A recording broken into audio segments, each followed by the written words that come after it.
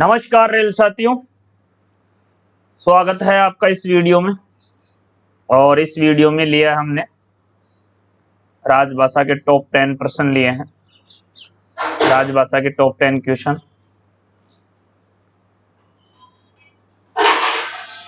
राजभाषा का जो टॉपिक है,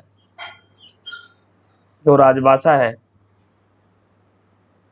बिहार क्लासेज उसकी अलग से तैयारी करवाता है। और राजभाषा का एक समय समय पर वीडियो जारी होता है और उस वीडियो में 10 प्रश्न लेते हैं हम। वो 10 प्रश्न किसी न किसी पेपर का हिस्सा होता है, वो चाहे SNWI के पेपर का हिस्सा हो, चाहे वो जूनियर क्लर्क के पेपर का हिस्सा हो, चाहे वो CSWLI के पेपर का हिस्सा हो, चाहे वो OS का हिस्सा हो, चाहे वो सीनियर क्लर्क का हो, चाहे वो JEE इंटरमीडिएट का हो, JEE मैकेनिकल का हो, चाहे वो ग्रुप B या APO के पेपर का हो। हम राजभाषा के एक वीडियो में 10 प्रश्न लेते हैं और वो 10 प्रश्न किसी न किसी पेपर का हिस्सा होते हैं। तो राजभाषा की तैयारी बिहार क्लासेज अलग से करवाता है और अलग से वीडियो जारी करता है राजभाषा का। और हमेशा राजभाषा में उन्हीं प्रश्नों का समावेश होता है जिसका सीधा आपका एग्जाम हॉल में सामना होता है।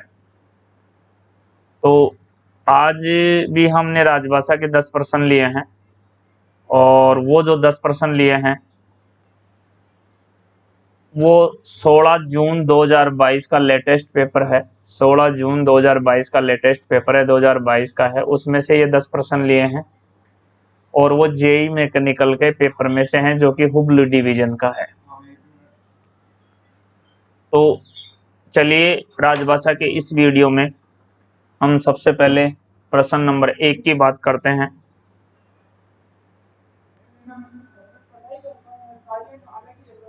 तो इसमें जो पहला प्रश्न है वो देख लेते हैं।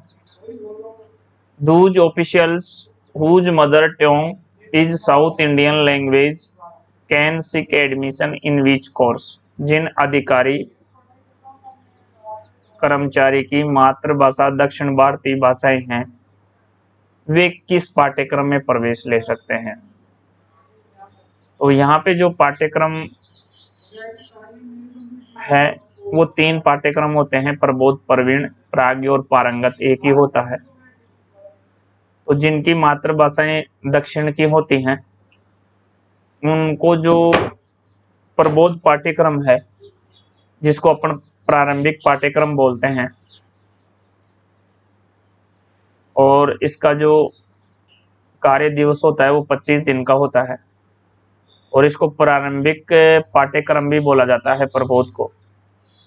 तो जिन अधिकारी या कर्मचारी की मातृभाषा दक्षिण भारतीय भाषाएं हैं उनको प्रबोध के अंदर प्रशिक्षण लेना पड़ता है, जिसको अपन प्रारंभिक पाठ्यक्रम भी कहते हैं। तो यहाँ पे जो आपका राइट आंसर आएगा वो ऑप्शन A आएगा। इसका जो कार्य दिवस होता है वो 25 दिन का होता है और ये प्राइमरी लेवल का होता है, 1 से 5 तक प्राइमरी लेवल का होता है और 25 डेज इसका कार्य दिवस होता है। प्रवीण का होता है जो 20 दिन का होता है और प्राग और पारंगत दोनों का 15 दिन का होता है और ये आपके एक ही पाठ्यक्रम हैं दोनों। तो जो भारत सरकार द्वारा चलाए जाते हैं वो 3 पाठ्यक्रम चलाए जाते हैं। प्रवीण है जो आपका मिडिल लेवल का होता है, ये आप जानते होंगे, और प्रज्ञा और पारंगत है जो आपके सेकेंडरी लेवल का होता है। सेकेंडरी लेवल का होता है यानी 8वीं से 10वीं लेवल का, और ये आपके 5वीं से 8वीं होता है प्रवीण, और ये जो होता है 1ली से 5वीं होते हैं। और इनकी जो परीक्षाएं हैं साल में 2 बार होती हैं, एक बार मई में लेते हैं और दूसरी बार ये नवंबर में ली जाती है। तो ये भी आप ध्यान रखें। तो प्रबोध, प्रवीण और प्राज्ञ, पारंगत एक ही बात है। तो ये 3 पाठ्यक्रम होते हैं। इनमें प्रश्न यहाँ पर ये पूछा था कि जो अधिकारी कर्मचारी, जिन अधिकारी और कर्मचारियों की मातृभाषा दक्षिण भारतीय भाषाएं हैं वे किस पाठ्यक्रम में प्रवेश ले सकते हैं? तो जो दक्षिण भारतीय भाषाएं हैं उनकी हिंदी वीक होती है तो उनको प्राइमरी लेवल का पाठ्यक्रम करवाया जाता है। तो प्राइमरी लेवल का प्रबोध होता है और इसका कार्य दिवस 25 डेज का होता है, 25 डेज का होता है और इसको प्रारंभिक पाठ्यक्रम भी बोला जाता है। तो ये प्रश्न था आपका पहला, वो कंप्लीट हो चुका है। तो यहाँ आंसर आपका प्रबोध आ जाएगा, ऑप्शन ए करेक्ट हो जाएगा। प्रश्न नंबर 102 है साथियों, Chandigarh comes under region. Chandigarh है जो किस क्षेत्र में आता है? तो मैंने एक ट्रिक बताई थी राजभाषा के अंदर, पंगु चंद्र मदान, पंगु चंद्र मदान, ये ट्रिक है आपकी।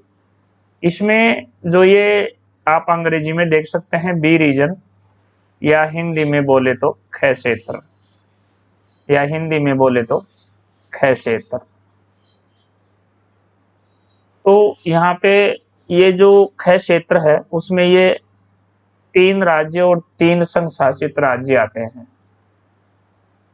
3 में आपके ये पंजाब है, गुजरात है, महाराष्ट्र है, ये 3 तो हो गए आपके राज्य, और चंडीगढ़ है, दादर नगर हवेली है और दमन दीप समूह है, ये 3 हो गए संघ शासित। तो यहाँ पे जो आपका चंडीगढ़ है ये आपके ख क्षेत्र में आता है और रीजन बोले तो बी रीजन में आता है। तो आपका यहाँ ऑप्शन बी आंसर करेक्ट हो जाएगा। तो चलिए प्रश्न नंबर 3 चलते हैं। Goa comes under region, Goa किस क्षेत्र में आता है? तो अपन जानते हैं 3 क्षेत्र होते हैं, राजभाषा को 3 क्षेत्रों में बांट रखा है, क, ख और ग। तो क में ए रीजन आ जाएगा, ख में बी रीजन आ जाएगा और ग में सी रीजन आ जाएगा। तो यहाँ गोवा के लिए पूछा है, गोवा किस क्षेत्र में आता है? तो ये जो ए रीजन आता है, इस ए रीजन में 9 राज्य और 2 केंद्र शासित प्रदेश आते हैं, 11 आते हैं क में 11 आते हैं। 2 कौन से हो गए? दिल्ली और अंडमान निकोबार द्वीप समूह, 2 तो ये हो गए, और 9 राज्यों में आपके Haryana, Rajasthan, UP, MP, Bihar, Chhattisgarh, Uttaranchal, Uttarakhand,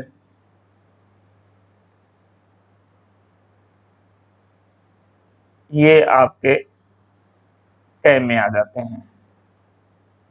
UP, MP, Bihar, Uttarakhand, Chhattisgarh, Uttaranchal, Haryana, Rajasthan और आपके ये दिल्ली और अंडमान निकोबार, ये क में आ जाते हैं। और ख का मैंने अभी आपको बताया ही है, पंगु चंद्र मदान। इसमें आपके पंजाब, गुजरात, चंडीगढ़, महाराष्ट्र, दादर नगर हवेली, दमन दीप समूह, ये आपके ख में आ जाते हैं। और इनके अलावा क और ख के अलावा तमिलनाडु को छोड़ करके जितने भी आते हैं वो आपके ग क्षेत्र में आते हैं, ग क्षेत्र में आते हैं, यानी सी रीजन में आते हैं। तो गोवा आपके सी रीजन में आ जाएगा, क्योंकि गोवा न तो क में आता है और न ख में आता है। तो गोवा यहाँ आपके सी रीजन में आ जाएगा। प्रश्न नंबर 104 है, विच committee review the progress made in the propagation of Hindi in a particular minister department. किस मंत्रालय या विभाग में हिंदी के प्रचार प्रसार में हुई प्रगति की समीक्षा कौन सी समिति करती है?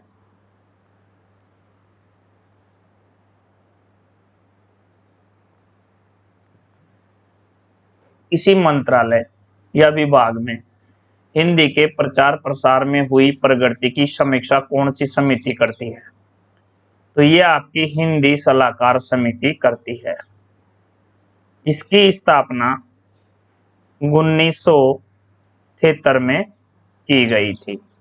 और इसकी जो प्रथम जो अध्यक्ष थे या जिसने प्रथम अध्यक्षता की वो आपके श्री ललित नारायण मिश्र ने की थी। श्री ललित नारायण मिश्र ने की थी। श्री ललित नारायण मिश्र ने की थी प्रथम अध्यक्षता। प्रथम अध्यक्ष बोलिए या प्रथम अध्यक्षता की थी श्री ललित नारायण मिश्र ने, और इसकी स्थापना 1973 में की गई थी। तो ये क्या करती है हिंदी सलाहकार समिति? ये किसी भी मंत्रालय विभाग में हिंदी के प्रचार प्रसार में जो प्रगति होती है उसकी समीक्षा करती है हिंदी सलाहकार समिति। इसकी अध्यक्षता श्री ललित नारायण मिश्र ने की थी और इसकी स्थापना 1973 में की गई थी। ये तीसरी चीज आपको यहाँ ध्यान रखनी है। प्रश्न नंबर 105 है, what are the 9 articles covered under part 17 यानी 17 भाग 17 ऑफ द कॉन्स्टिट्यूशन, संविधान के भाग 17 में आने वाले सभी 9 अनुच्छेद कौन से हैं? तो मैंने यहाँ जो आपको बता रहा हूं वो भाग 17 में जो अनुच्छेद आते हैं वो 343 से 351 आते हैं। भाग 17 में 343 से 351 आते हैं।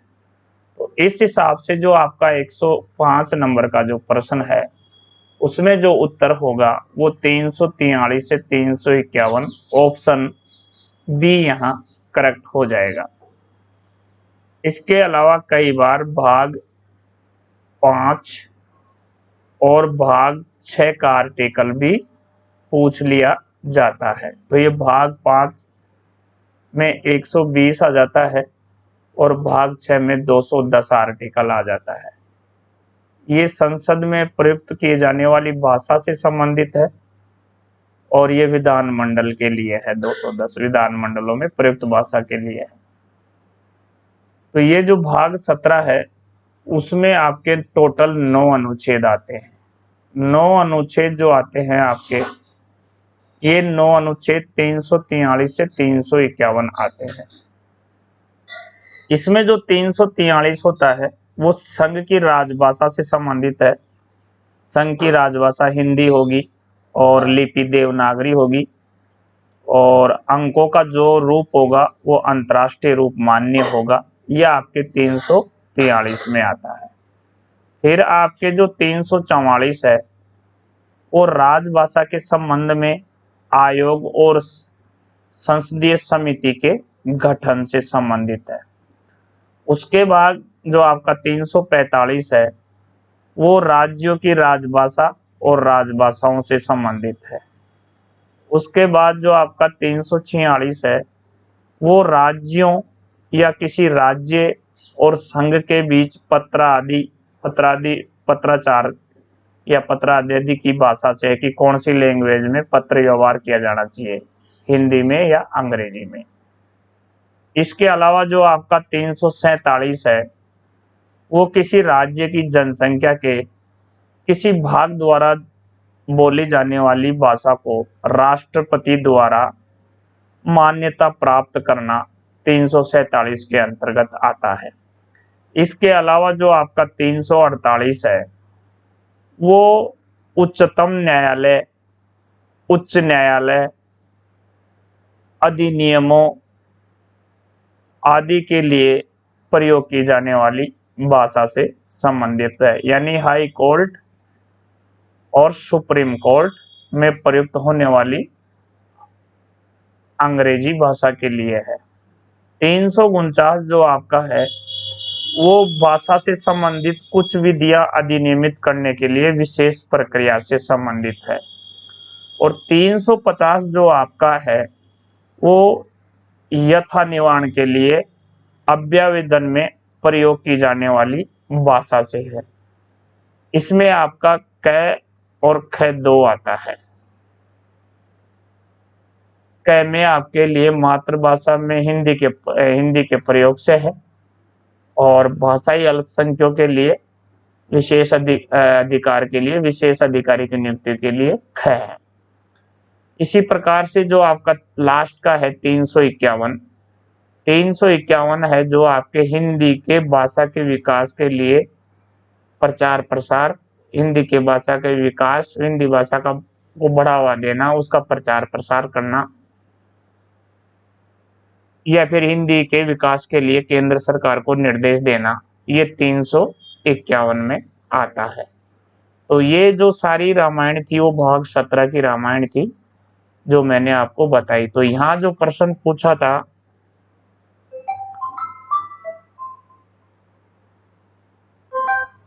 यहाँ जो मैंने प्रश्न पूछा था वो पूछा था भाग 17 का संबंध। तो भाग 17 का संबंध 343 से 351 है। ऑप्शन बी आपका यहाँ करेक्ट आंसर हो जाएगा। चलिए प्रश्न नंबर 106 है, वो देख लेते हैं। Which is the elementary Hindi course prescribed for central government employees? केंद्रीय सरकार के कर्मचारियों के लिए निर्धारित प्रारंभिक हिंदी पाठ्यक्रम कौन सा है? तो अभी प्रश्न ऊपर में मैंने एक्सप्लेन में बताया था कि जो प्रबोध पाठ्यक्रम होता है वो प्रारंभिक पाठ्यक्रम होता है केंद्र सरकार द्वारा। तो इस हिसाब से आपका जो केंद्र सरकार के कर्मचारियों के लिए निर्धारित प्रारंभिक हिंदी पाठ्यक्रम कौन सा है? तो ये प्रबोध होता है। मैंने अभी एक्सप्लेन में ऊपर आपको बताया था। ये 3 पाठ्यक्रम होते हैं, प्रबोध, प्रवीण और प्राग। प्रांगत प्राग का ही हिस्सा है। तो ये आपके 3 पाठ्यक्रम होते हैं। प्रबोध होता है जो प्राइमरी लेवल का होता है, प्रवीण होता है जो मिडिल लेवल का होता है, और प्राग और प्रांगत होता है जो सेकेंडरी लेवल का होता है।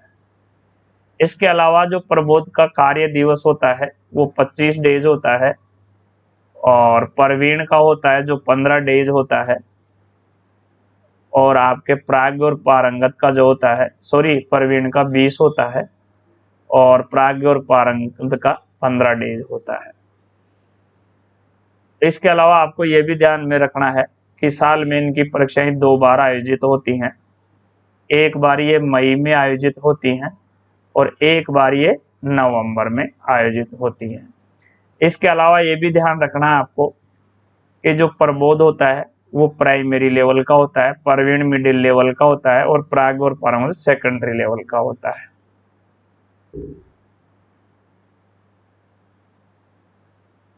और प्रबोध पाठ्यक्रम को प्रारंभिक पाठ्यक्रम माना गया है, ये भी आप ध्यान रखें।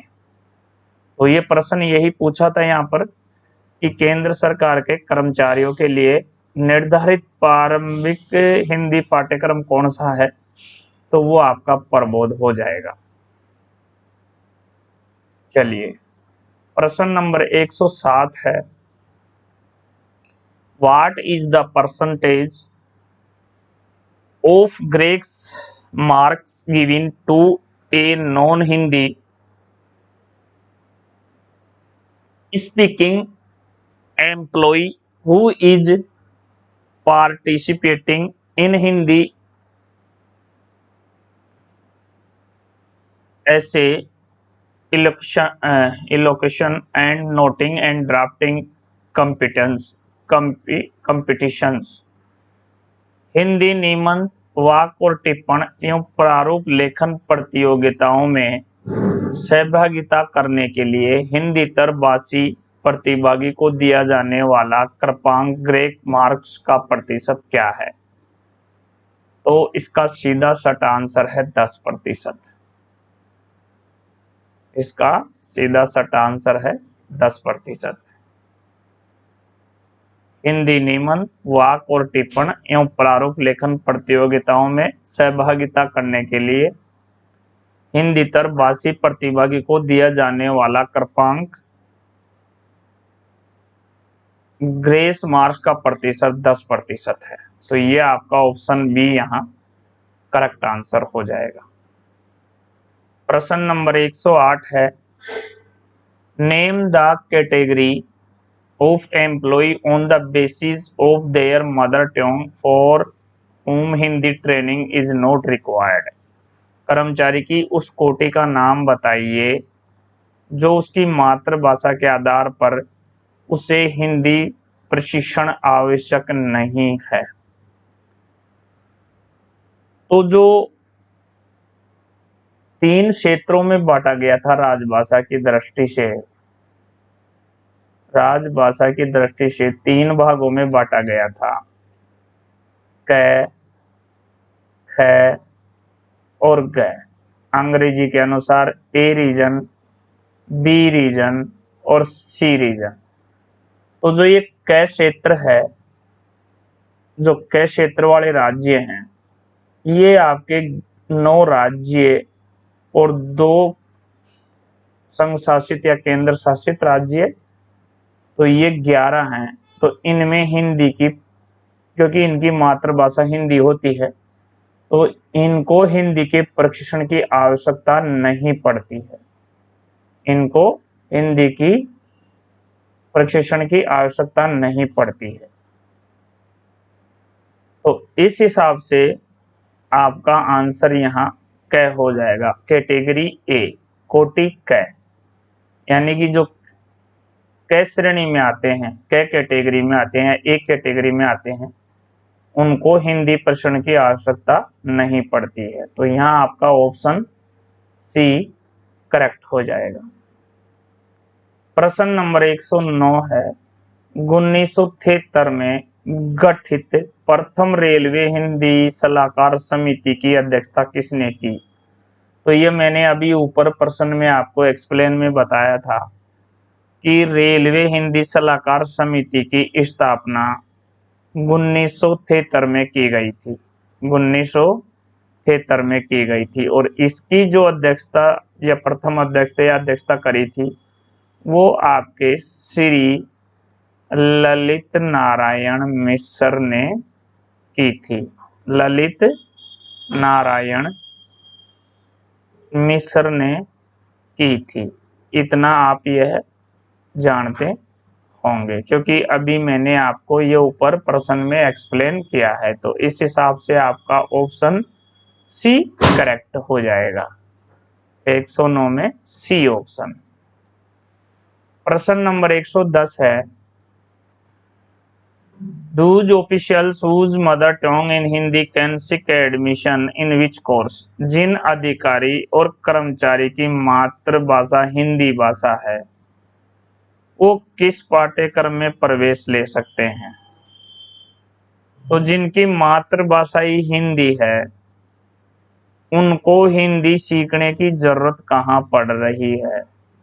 तो उनको किसी भी पाठ्यक्रम में प्रवेश लेने की जरूरत नहीं है। तो न तो उनको प्रमोद में एडमिशन लेने की जरूरत है, न प्रवीण में लेने की जरूरत है, न प्रज्ञा या पारंगत में एडमिशन लेने की जरूरत है। तो इसमें आपका ऑप्शन हो जाएगा इनमें से कोई नहीं। तो यहाँ ऑप्शन डी करेक्ट आंसर हो जाएगा। तो चलिए साथियों, ये थे राजभाषा के 10 प्रश्न, और राजभाषा के ये 10 प्रश्न थे, और ये आपके हुबली डिवीजन के JE intermediate 25% quota LDC quota के जेई के पेपर में से ये 10 प्रश्न लिए गए थे। और राजभाषा का महत्व जितने भी रेलवे डिपार्टमेंटल एग्जाम की तैयारी करते हैं उनके सभी के लिए होता है। तो ये वीडियो आपके लिए काफ़ी यूजफुल होगा। तो चलिए हम फिर मिलेंगे एक नए वीडियो में नए पेपर के साथ। तब तक आज्ञा दीजिए। Thank you very much.